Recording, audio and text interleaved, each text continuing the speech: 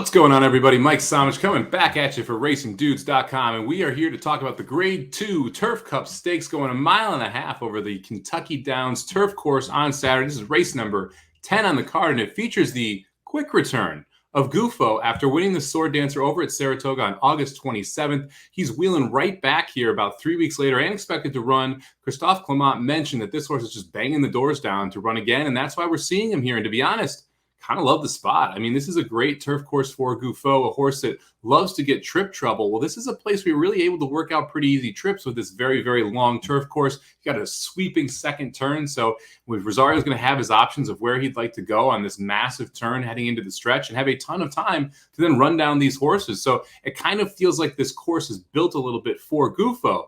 Speaking of horses this course is built for, Arklow, the 4 horses coming in here with 4 efforts over the Kentucky Downs turf course, 2 firsts, 2 seconds, and this is one that has won this Kentucky Turf Cup before. Actually did it back in 2020, came back in 2021, and just missed by a neck to Emperador. So Arklow absolutely loves this track. This is going to be second off the layoff, second time out as an 8-year-old.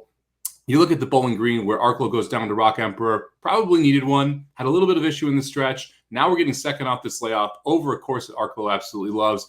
You're getting 7-2 versus 7-5, so the price is nice on Arklow as well. Now, for me, this is a 2-horse race. I really think these are the best 2 horses in this field, but let's talk about a couple others that you may want to play here at a bit of a price. We'll start out with the 1 horse on the rail here, Red Knight. This is out of the Mike Maker barn. Corrales gets aboard.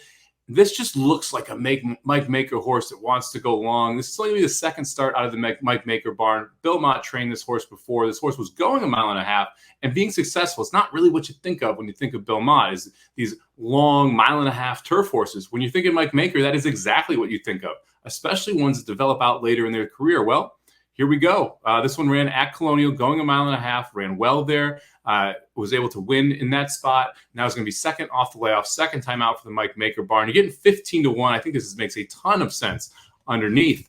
The horse that finished just behind Red Knight that day was another mystery. Your 10 horse here, Chris Block, brings this one in. And this one's been successful at the distance. 8 tries, just 1 win, but 3 seconds as well.